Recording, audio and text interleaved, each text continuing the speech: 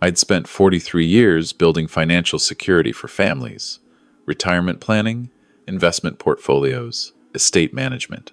I'd helped hundreds of clients protect everything they'd worked for. Funny how I never imagined I'd need to protect myself from my own family. The workshop behind my house still smelled of sawdust and lemon oil.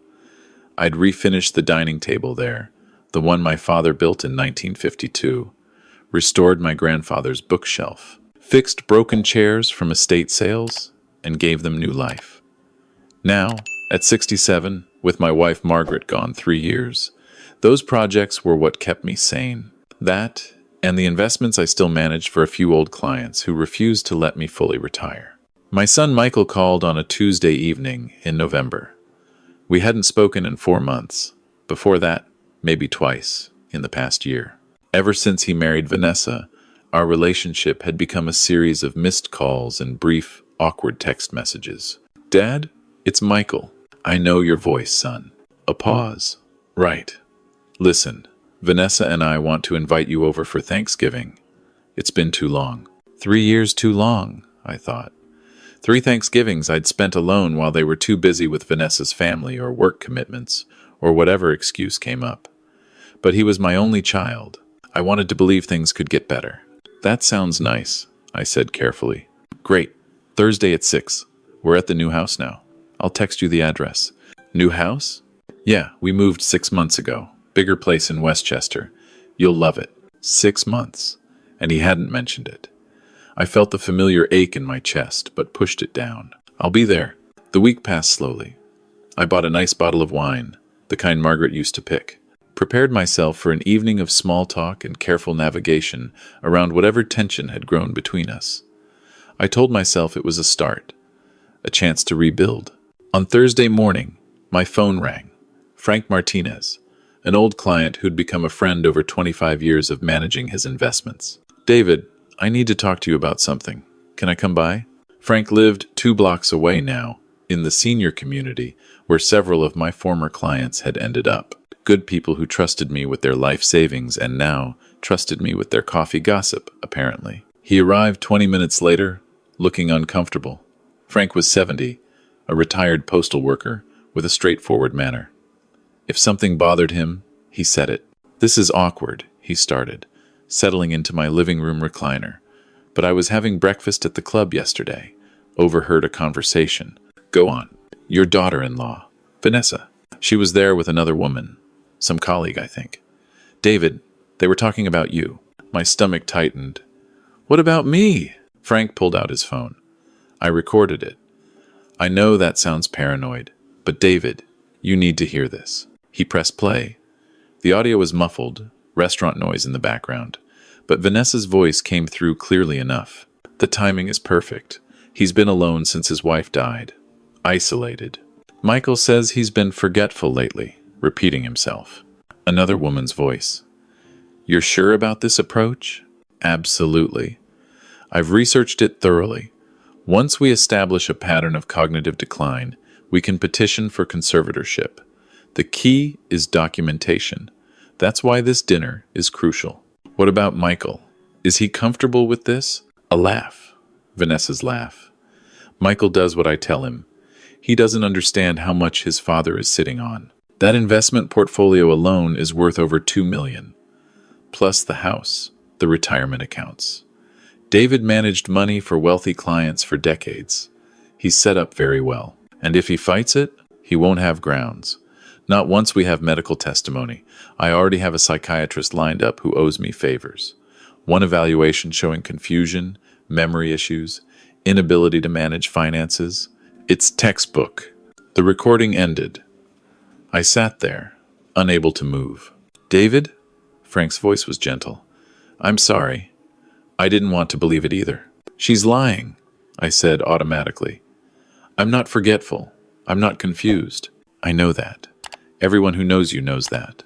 But the thing is, son, it doesn't matter what's true. It matters what she can make appear true."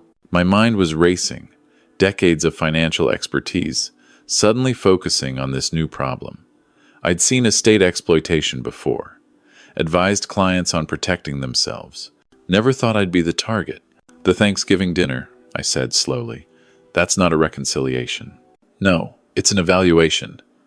They'll be watching you, probably recording, looking for anything they can use. A forgotten name, a confused moment, repeating a story. They'll twist it. I thought about Michael, my son, the boy I'd taught to ride a bike, helped through college, supported when he struggled to find his place in the world. Had Vanessa really manipulated him into this? Or was he a willing participant? What do I do? I asked. Frank leaned forward. You're the smartest financial mind I know. You've protected people from scams and exploitation for 40 years. Now, you protect yourself. I didn't sleep that night. Instead, I sat in my workshop, thinking, planning. By morning, I knew what I had to do. First, I called my doctor. Dr. Sarah Chen had been my physician for 15 years. I explained the situation and asked for a comprehensive cognitive evaluation. She scheduled it for the next morning. Expedited. David, I've been treating you for years, she said during the appointment. You're sharp as ever. Your memory is excellent. I'll document everything thoroughly. The evaluation took 3 hours. Memory tests, cognitive assessments, even a brain scan. Dr. Chen printed out the results and signed a detailed letter stating I was in excellent mental health with no signs of dementia, Alzheimer's, or cognitive decline. Keep this somewhere safe, she said. And David, be careful. I've seen cases like this. Family members can be very convincing when money's involved. Next, I called my attorney. Bill Harrison had handled Margaret's estate and my retirement planning. I explained the situation. Jesus, David, your own son? I'm not sure how involved Michael is, but Vanessa is definitely the driving force. Okay, here's what we do. First, we document your current mental state thoroughly. You've got the medical evaluation. Good. Second, we need to protect your assets. I'll draft an updated power of attorney designating someone you trust implicitly, not family. And we'll create an irrevocable trust for the bulk of your investments.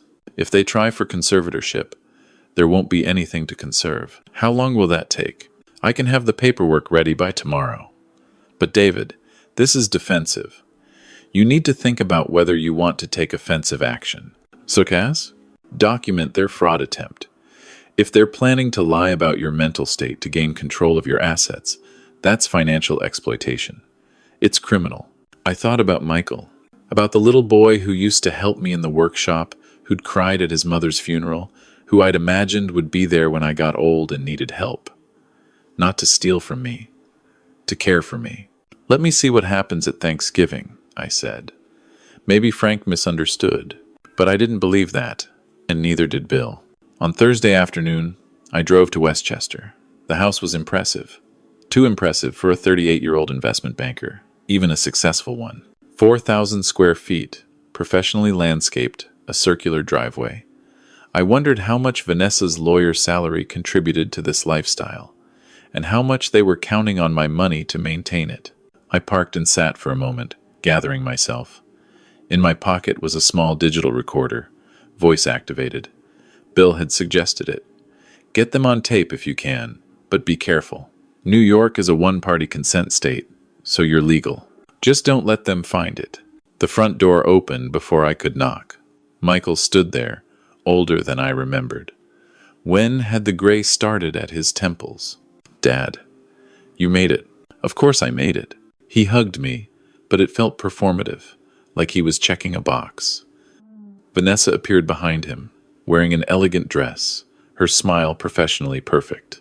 David, so wonderful to see you. Come in, come in. The house was immaculate. Show home perfect. No photos on the walls yet, just expensive art. No personality. In the living room, I noticed a man I didn't recognize. Late 50s, gray beard, cardigan sweater. He looked like Central Casting's idea of a kindly professor. Dad, this is Dr. Richard Pemberton. He's a colleague of Vanessa's. We invited him to join us.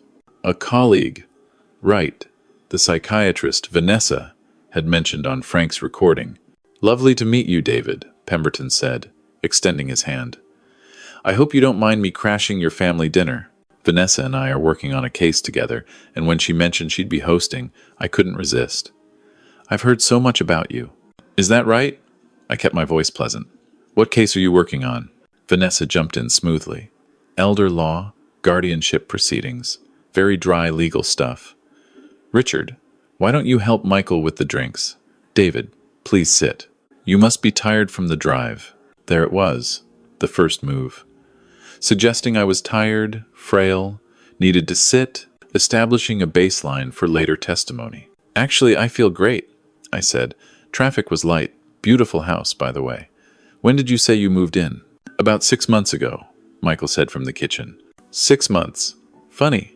I don't remember you mentioning it. Vanessa's smile tightened. Michael calls you regularly, David. I'm sure he mentioned it. Does he? I don't recall many calls. Maybe I'm forgetting. I said it deliberately, watching her expression. She exchanged a glance with Pemberton. Well, we're all busy, she said carefully. But we're together now, and that's what matters. Tell me, how have you been managing? Since Margaret passed? I manage fine. Keep busy with projects, still handle some investment clients. Still working? Pemberton asked, his tone casually curious. At your age? Don't you find that stressful? I find it engaging. Keeps the mind sharp. Of course. Although I find many people your age prefer to simplify, let others handle the details. Less burden. The conversation continued through dinner. It was masterfully done, I had to admit. They asked questions that seemed innocuous, but were clearly designed to test my memory. Could I recall dates, names, recent events? They brought up people I'd never met, then acted concerned when I couldn't remember them. They told me stories I'd supposedly shared with them before, watching to see if I'd correct them or accept false narratives. Michael participated, but I could see he was uncomfortable.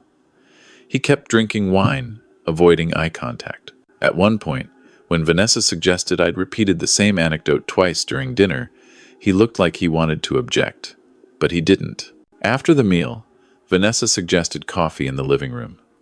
Pemberton positioned himself next to me on the couch. David, I hope you don't mind me asking, but have you thought about your long-term plans?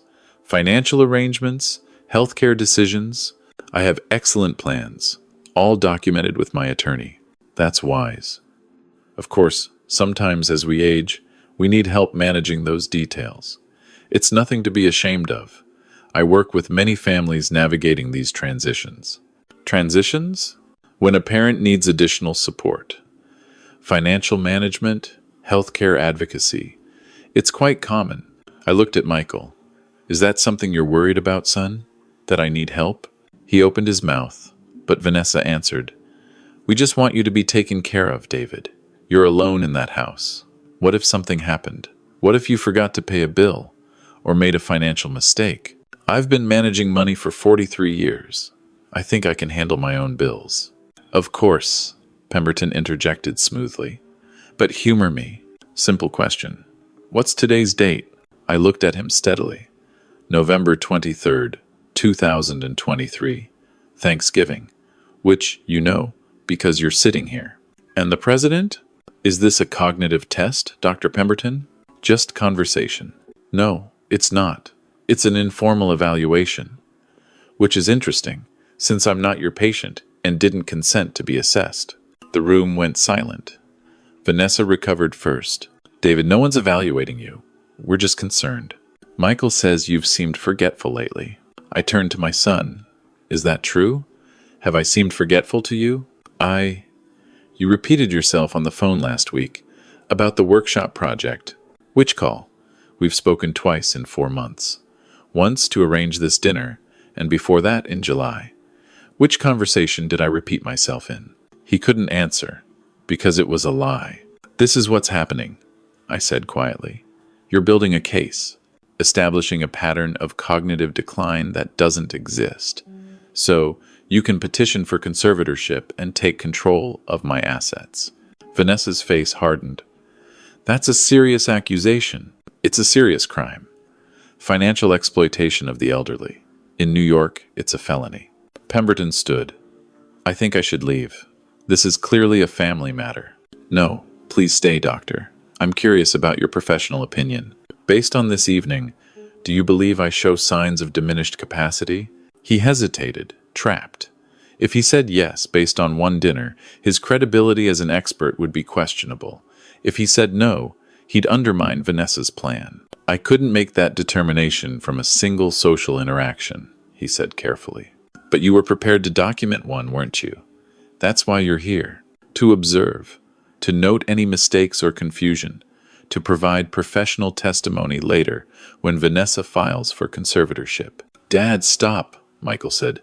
You're being paranoid. Am I? I pulled out my phone, opened the recording app. Frank's audio file was queued up. I pressed play. Vanessa's voice filled the room. Once we establish a pattern of cognitive decline, we can petition for conservatorship. Michael does what I tell him. That investment portfolio alone is worth over $2 million. I let it play for 30 seconds, then stopped it. Vanessa's face had gone white. Michael looked like he might be sick. That recording was made 3 days ago at the Westchester Country Club. A friend of mine overheard your planning session. That's illegal, Vanessa said. You can't use that. Actually, New York is a one-party consent state. If one person in a conversation knows they're being recorded, it's legal. Your colleague apparently consented to being recorded when she kept talking in a public space. I stood up. Here's what's going to happen. I'm leaving now. Tomorrow, my attorney will file a restraining order, preventing either of you from contacting me for any purpose related to my finances or healthcare. I've already moved my assets into an irrevocable trust. Even if you somehow convinced a judge I was incompetent, which you won't, there's nothing for you to control. Dad, wait, Michael started. I'm not finished. I've also documented my complete cognitive health with my physician. 3 hours of testing yesterday. Brain scan, memory assessment, everything. Dr. Chen will testify, if necessary, that I have no signs of dementia or decline. She'll also testify that I reported your exploitation attempt before this dinner. That establishes premeditation on your part. Pemberton was already at the door. I was never here, he muttered. Actually, doctor, you were. And your presence at this dinner, combined with that recording, establishes a conspiracy to commit elder financial abuse. Vanessa, you're an attorney. You know what that means. She said nothing, but her hands were shaking. I looked at Michael, really looked at him. I don't know how much of this was your idea versus hers. I want to believe you were manipulated. But son, you stood by while your wife planned to steal from your father. While she planned to have me declared incompetent and take everything I worked for. Everything your mother and I built. I didn't. I thought we were just helping. She said you were confused, that you'd called her asking about bills you couldn't remember paying. I never called her. I haven't called her in 2 years. His face crumbled. She showed me texts. From you, asking for help. Texts she fabricated. Michael, I'm a financial advisor. Do you really think I need help paying bills? He sank into a chair, head in his hands. Oh God, Vanessa found her voice. You can't prove anything. That recording is hearsay. You're twisting everything. I don't need to prove it in criminal court, though I've already sent a copy to the DA's office. I just need to protect myself, which I've done. Try to contact me again about anything related to my finances or health, and I'll file harassment charges. I walked to the door, paused, looked back at my son. I loved your mother so much. When she died, I thought I'd lost everything that mattered, but I still had you, or I thought I did. My voice broke. She'd be devastated. Michael was crying. Dad, please, I didn't understand what Vanessa was doing. I swear. She said we were protecting you. From what? From living independently in my own home? From managing the investments I've successfully handled for 4 decades? I shook my head. You're 38 years old, Michael. You have a good job. You don't need my money. But she does, doesn't she? This house, this lifestyle, it's beyond what you can actually afford. He didn't deny it. I'm leaving now. If you want a relationship with me ever again, you know what you need to do. I walked out, sat in my car for a moment, hands trembling on the steering wheel. Then I drove home. The next 2 weeks were complicated. My attorney filed the restraining order. The DA's office opened an investigation. Pemberton, trying to protect his license, gave a statement confirming Vanessa had approached him about providing expert testimony regarding my supposed cognitive decline. His testimony also revealed she'd promised him a consulting fee of $50,000 to be paid from my assets once conservatorship was established. Vanessa tried to fight it, but the evidence was overwhelming. The recording, Pemberton's statement, my medical evaluations, character testimony from my doctor, Frank, and a dozen former clients. In the end, the DA offered a deal. She'd surrender her law license and accept 5 years probation for attempted financial exploitation. The alternative was felony charges and potential prison time. She took the deal. Michael called me 2 months after Thanksgiving. I almost didn't answer, but something made me pick up. Dad? Hello, Michael. I filed for divorce. I moved out last week. I'm staying at a friend's place downtown. I didn't say anything.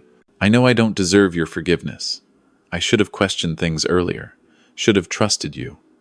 I was so caught up in Vanessa's version of reality that I couldn't see what she was really doing. She's a good manipulator. It's probably what made her a successful attorney. That doesn't excuse what I did, what I went along with. No, I agreed. It doesn't. Silence.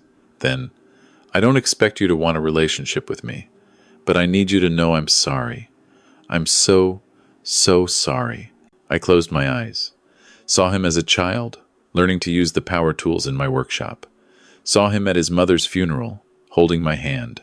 Saw him at his wedding, looking so happy, so full of hope. Are you in therapy? I asked. What? Therapy. Are you seeing someone? Because, Michael, what happened wasn't just about greed.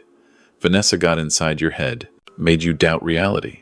That's abuse, and you need to process it. I haven't thought about it. Think about it. And if you do, if you actually work on understanding how you got to this point, then maybe in 6 months we can have coffee. 6 months? I'm not shutting the door completely, but I'm not leaving it wide open either. You need to do real work. Prove to yourself, not just to me, that you understand what happened and why. Okay, I can do that. And Michael? You pay for your own therapy. You figure out your own finances.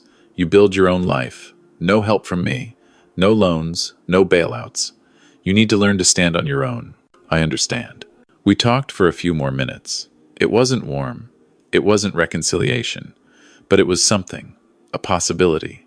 After I hung up, I went out to the workshop.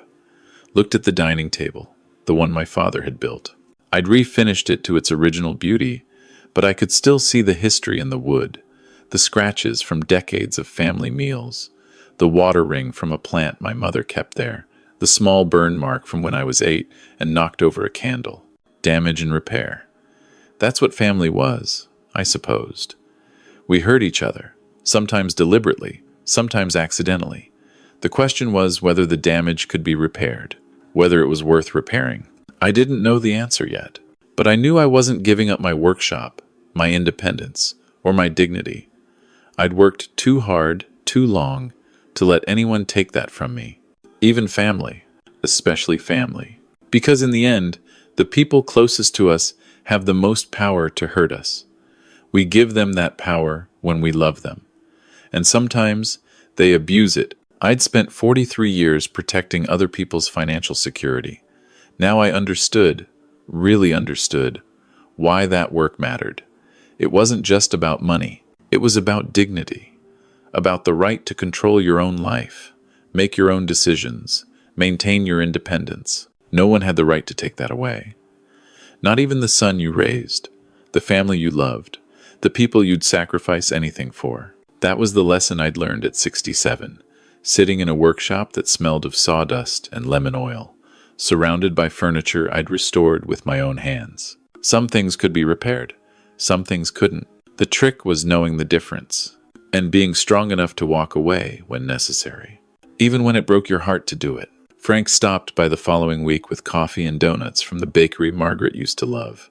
"How are you holding up?" he asked. "I'm here. I'm okay. That was a brave thing you did." Standing up to them, it was a necessary thing. There's a difference. We sat in comfortable silence for a while. Then Frank said, You know what the worst part is? It's not that people try this stuff. Greed isn't new. It's that they think we're too old, too confused, too weak to fight back. Maybe some of us are. That's what makes exploitation so evil. It targets vulnerability, but you weren't vulnerable. I was. I corrected him. I was lonely and grieving and desperate for a connection with my son. That's vulnerability. I just had enough resources and knowledge to protect myself. Most people don't. Frank nodded thoughtfully. So, what now? Now I live my life. Keep doing what I love. Maybe Michael figures things out. Maybe he doesn't. Either way, I'll be okay. And if he does? If he does the work and comes back in 6 months? I thought about it. Then we'll see. Carefully, with boundaries. Trust has to be rebuilt, and that takes time. You're more forgiving than I'd be. I'm not forgiving anything yet. I'm just leaving the door open a crack. That's not the same thing. Frank left eventually, and I went back to the workshop. I had a project I'd been meaning to start, restoring an old bookshelf I'd found at an estate sale. The wood was good beneath the damaged veneer. It just needed someone willing to put in the work to bring it back. Sort of like trust, I thought. Sort of like family. The work was hard, required patience, attention to detail, and acceptance that some damage was permanent. You couldn't always restore something to perfect condition. Sometimes you just tried to make it functional and beautiful in a new way. I sanded down the rough edges and got to work. 3 months later, Michael showed up at my door. I'd been expecting him, somehow. It was a Saturday afternoon, the first warm day of early spring. Hi, Dad. Michael, I've been in therapy twice a week. Dr. Rodriguez specializes in manipulation and emotional abuse. I've learned a lot. He paused. About myself? About what I let happen? Come in. We sat in the living room. He looked thinner, older, but there was something different in his eyes. Clarity, maybe, or just exhaustion from doing hard emotional work. I'm not asking for forgiveness, he said. I'm not asking for anything, actually. I just wanted to tell you what I've learned. If you're willing to listen, I'm listening. Vanessa started small. Little comments about how worried she was about you, how I should check in more. Then it was suggestions that you seemed confused when she'd talked to you. Except I realized, looking back, you'd never talked to her. She was fabricating those conversations. Why didn't you question it? Because I felt guilty. I hadn't been a good son. After Mom died, I didn't know how to handle it. Vanessa made me believe I was protecting you by going along with her plan, that we'd take control of your finances for your own good, and you'd be safer, happier. Did you believe that? He was quiet for a long moment. I wanted to believe it, because believing it meant I wasn't doing something terrible. I wasn't betraying my father. I was helping him. Self-deception. Yeah, Dr. Rodriguez calls it cognitive dissonance. When your actions don't match your values, your brain finds ways to justify them. I couldn't face that I was participating in something awful, so I rewrote the narrative. I absorbed this, and now I understand what I did.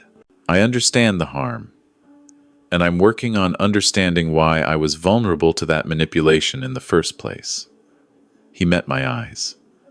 I had a lot of resentment I didn't even realize, about my career not being as successful as I'd hoped, about feeling inadequate. Vanessa exploited that, made me feel like this scheme would solve everything. Financial security, respect, control. At my expense. At your expense. And Dad, I can't undo that. I can't take back standing by while she planned to steal from you, to have you declared incompetent. I can just tell you I understand what I did, and I'm sorry. We sat there. The bookshelf I'd restored stood against the wall, holding Margaret's favorite books. Not perfect, but good, functional, beautiful in its own way. I'm not ready to trust you, I said finally. Maybe I never will be, but I'm willing to keep talking, with boundaries. What kind of boundaries? We meet in public places for now. We don't discuss my finances. You continue therapy. We take it slow. And if I ever feel like you're pushing for access to my assets or my healthcare decisions, we're done, permanently. That's fair. More than fair. And Michael? You need to rebuild your own life, independent of me. Show me you can be okay without my money. I am. I got a smaller apartment, sold the fancy car. Vanessa destroyed my credit in the divorce, but I'm rebuilding. It's going to take years, but I'll do it. I nodded. Then maybe we have coffee next week. Same place your mother and I used to go on Sundays. His eyes filled with tears. I'd like that. After he left, I sat in the workshop and thought about repair, about damage and restoration, about the difference between something that was broken beyond fixing and something that just needed time and effort. I thought about Margaret, about what she'd say if she were here. She'd probably tell me to be careful but keep my heart open, that people could change if they did the work. That family was complicated, messy, often painful, but sometimes worth fighting for. I missed her wisdom, her patience, her ability to see the best in people without being naive about their worst. But I had her example, and I had my own experience now, hard-won and painful. Some things could be repaired, not restored to perfect, but made whole in a different way. Whether Michael and I could get there remained to be seen. But at least we had a chance, and sometimes a chance was enough. I picked up a piece of sandpaper and went back to work on my latest project. An old chair with good bones and a damaged seat. The kind of thing most people would throw away. But I'd learned, over the years, that with patience and skill and attention, you could often save things people thought were lost. Even relationships, even trust. It just took time and a willingness to try